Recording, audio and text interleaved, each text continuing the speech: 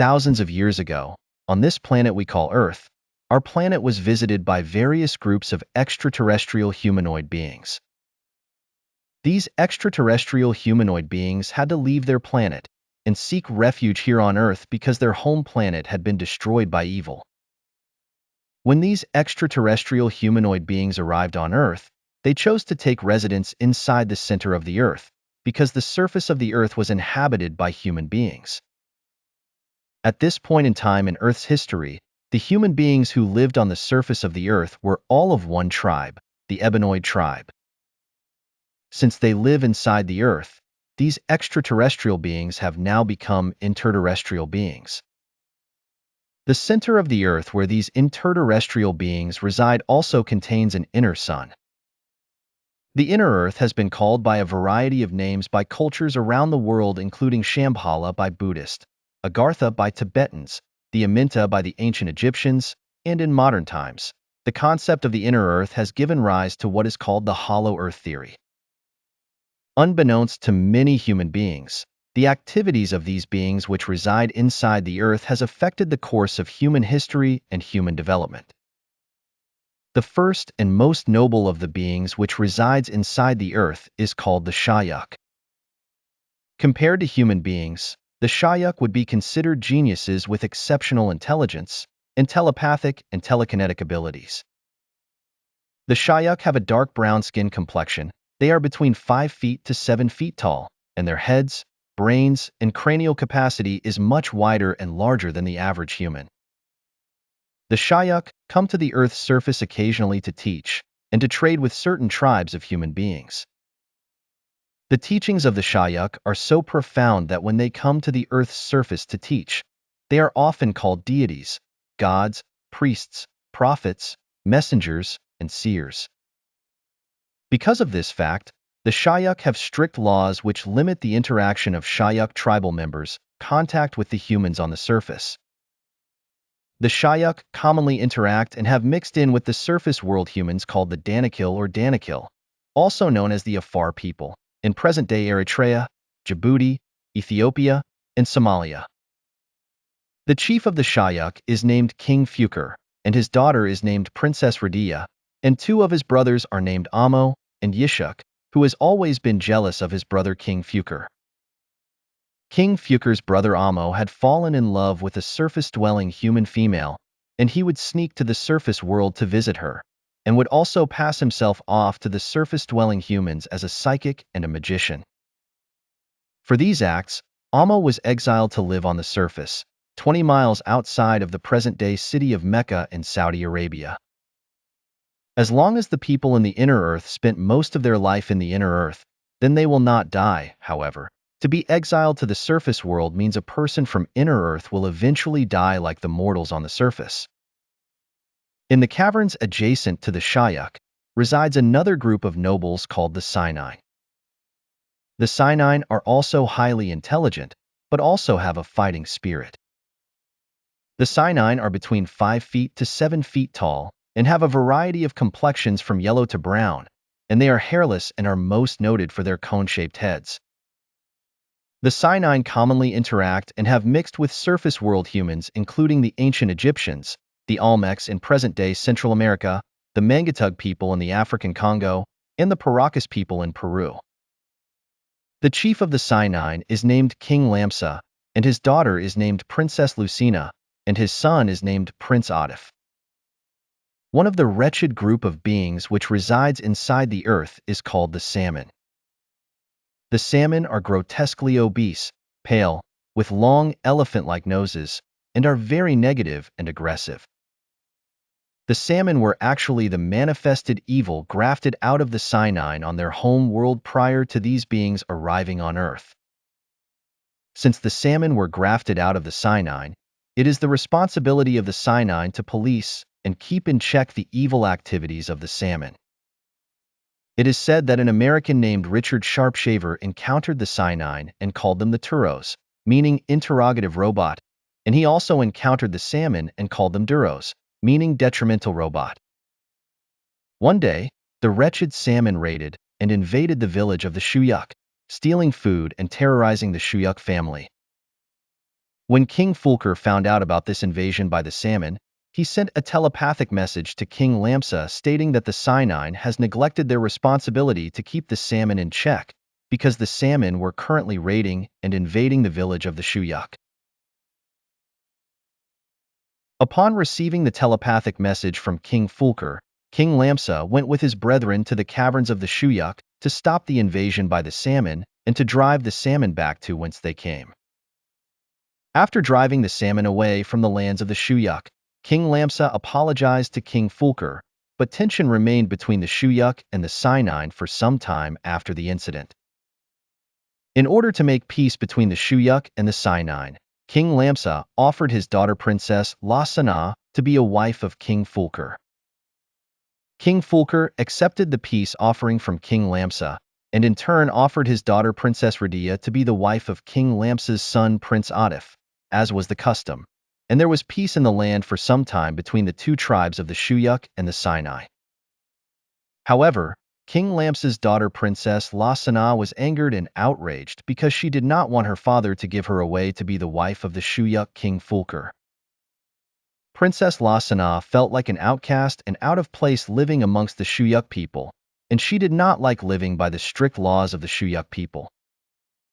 Princess Lassana always wanted to marry a man from her own people, the Sinine, and she did not want to be married to a Shayak man. One day Princess Lassana, now the unhappy wife of King Fulker, met Ushak, the jealous brother of King Fulker, and they conspired together based on their hatred for King Fulker to have an illicit sexual affair together behind the back of King Fulker. Princess Lassana and Ushak would travel to the surface world to the home of Amo, the exiled brother of King Fulker and Ushak, and it is here where they would have their illicit affair. This affair between Princess Lassana and Ushak went on for months, with them sneaking back and forth from the inner earth to the surface world, and eventually Princess Lassana became pregnant. In her pregnant state, Princess Lassana would not return to the land of the inner earth, but would remain at the home of Amo, and Ushak would stay with her. It was here in the home of Amo, 20 miles outside of the present-day city of Mecca, Saudi Arabia, where the child Yacub was born to Ushak and Princess Lassana. The child Yacub, being part Shayak and part sinine, had an enormous head the size of 2 men, and he also had 2 brains. Knowing that they could not return to the inner earth because their affair had now produced a child, Ushak and Princess Lassana decided to live and raise the baby Yacub for 5 years in the home of Amo, 20 miles outside of the present-day city of Mecca, Saudi Arabia. Yacub's father Ushak would work as a scientist and a priest amongst the humans on the surface, calling himself by the title Mornuakin, the last high priest. Back in inner earth, Ushak and Princess Lassana had been missing for years, and eventually it was found out by King Fulker about the affair between his wife Princess Lassana and his brother Ushak. King Fulker ordered his soldiers to go to the home of his brother Amo and arrest Ushak for his crime, and according to the laws of the Shayak, Ushak was put to death. Princess Lassana's life was spared because she now had a child to take care of, but her punishment was to remain exiled to the surface world, living in the home of Amo, and to never return to inner earth. Depressed about her inability to return home, overwhelmed by her new responsibility to raise a child, and saddened by the death of her lover Ushak, Princess Lassana kills herself by committing suicide. The 5-year-old child Yacub, now an orphan, is raised by his uncle Amo, and the child Yacub is emotionally disturbed and rebellious because of the death of his parents. The child Yacub grows to hate his people, the Shayak, and he also grows to hate all dark-complexioned people because he blames them for the death of his parents. The child Yacub desires to have his revenge when he grows up. Yacub starts school at the age of 4 and is teased and mocked about the size of his head by the surface-dwelling human children. This mockery and teasing about the size of his head that Yacub experienced as a child created low self-esteem and further infuriated the already deranged Yacub, fueling his desire for revenge. Yacub's uncle Amo would tell Yacub stories about the beings in the inner earth, and how the sinine were the manifestation of the evil grafted out of Yacub's mother's family, the sinine. One day, when Yacub was 6 years old, he was playing with two steel magnets in the home of his uncle Ammo, and Yacub noticed the magnetic power of attraction and repulsion that like attracts and like repels. By observing this, Yacub was inspired with a determined idea to create a tribe like any of the people on the surface of the planet, and this like tribe would be weak and wicked, and attract the other tribes on the surface of the planet, and rule over them with the knowledge of tricks and lies. For 6,000 years. Upon coming to this realization, Yacub looked up at his uncle Ammo and said, "Uncle, when I get to be an old man, I am going to make a people who shall rule you." Uncle Ammo said, "What will you make? Someone to make mischief and cause bloodshed in the land." Yacub responded to his uncle Ammo by saying, "Nevertheless, uncle, I know that which you do not know." And it was at that moment, the boy Yacub first came into the knowledge of just who he was, born to make trouble, break peace, kill and destroy, and be the enemy to the Ebenoid people of Earth. Yacub knew in order to accomplish his plan he would have to study science, biology, and genetics. Yacub was a child prodigy in school, being exceptionally smarter than the surface-dwelling humans. By the age of 18, Yacub had finished all of the colleges and universities of his nation. While in college, Yacub was mocked and teased being called the big head scientist. After graduating from the colleges and universities of his nation, Yacub began to preach a new doctrine to the people in the city. Yacub called his new doctrine trichnology, and his holy book was called the Book of Trichnology of 120 Degrees. Yacub taught that if people followed his doctrine, then they would be able to rule the world for 6,000 years and make slaves out of everyone else on the earth. Yacub made such impressions on the people that many people began following him. The children who once mocked and teased Yacub were now requesting to be part of what he was teaching. The girls who once laughed at Yacub were now women who desired him. As Yacub's teaching spread, he made more and more converts to his new doctrine, and the power of Yacub's doctrine began to intimidate the king of the surface-dwelling humans, who ordered to have Yacub and all of his followers thrown in prison. The police arrested all of Yacub's followers and put them in prison, and filled up all of the prison cells with Yacub's followers. However, there was not enough space to put all of Yacub's followers in jail. Therefore, there were still some people free who were spreading Yacub's teachings. The police notified the king that they did not have enough space for all of Yacub's followers, and at that point the king decided to go to Yacub's prison cell and negotiate a deal. The king went to visit Yacub in his prison cell, and the king said, "So you are Mr. Yacub?" Yacub said, "Yes, I am." The king said, "Yacub, I have come to see if we could work out some agreement that would bring about an end to this trouble. What would you suggest?" Yacub said to the king, "If you give me and my followers everything to start a civilization, and furnish us with money and other necessities of life for 20 years, I will take my followers, and we will leave." The king was pleased with the deal offered by Yacub, and agreed to take care of them for 20 years, until Yacub's followers were able to go for themselves. After 20 years, the government began to make preparation for the exiling of Yacub and his followers. The king ordered everyone rounded up who was a believer in Yacub's doctrine, and they took them to the seaport and loaded them on ships. When Yacub and his followers departed, there were a total of 59,999 followers plus Yacub, making 60,000 total people on 100 ships. Yacub and his fleet of ships departed from an area 20 miles outside of the present-day city of Mecca, Saudi Arabia. They set sail on the Red Sea and sailed all the way around the continent of Africa to go to their destination, which was the area which is currently called the island of Patmos, or Palam, in the Aegean Sea. While on the ships sailing around Africa to get to the area which is currently called the island of Patmos, Yacub began the second part of his plan, which was a eugenics human graftation experiment. Even though all of the people on the surface of the earth were of one tribe, the Ebenoid tribe, there was still some variation within the Ebenoid tribe. Yacub began to highlight these differences, and Yacub taught these people that they were special, because Yacub planned to use them to graft his new tribe. Yacub developed his theory by studying his own genetics under the microscope and noticing that there were two different genes in him, one gene that was dark from his father Yishak's family, the Shayak, and the other that was not dark from his mother Princess Lucina's family, the Sinine. Yacub began to have children with the women on this ship. The babies which were born that were a lighter complexion he would spare their life of.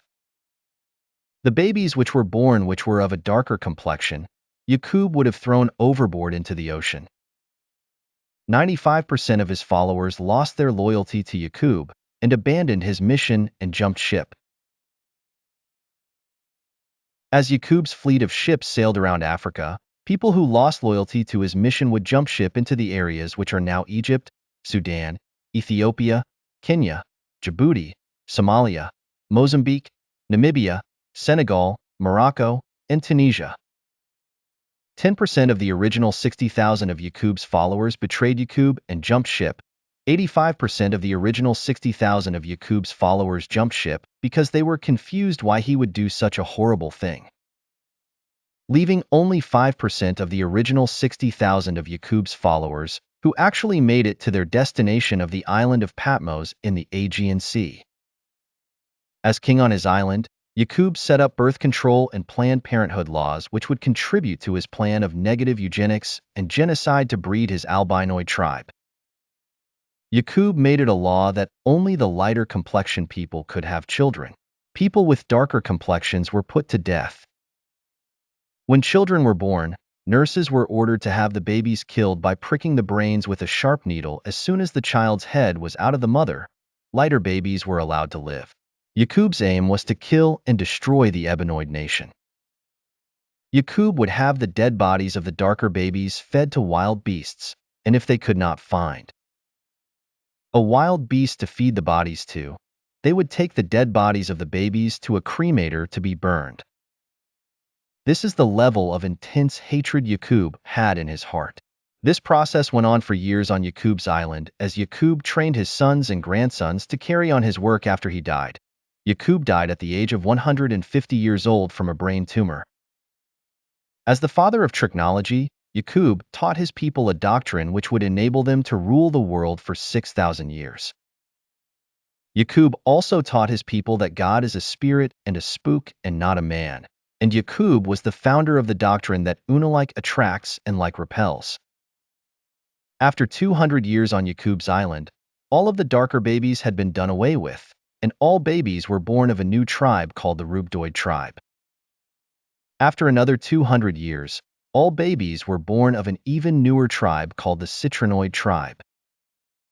Finally, after another 200 years, which makes 600 years total, all the babies born on Yacub's island were of Yacub's desired albinoid tribe. It took 600 years to breed Yacub's albinoid tribe, and every imagination of their heart and their actions were wicked continuously.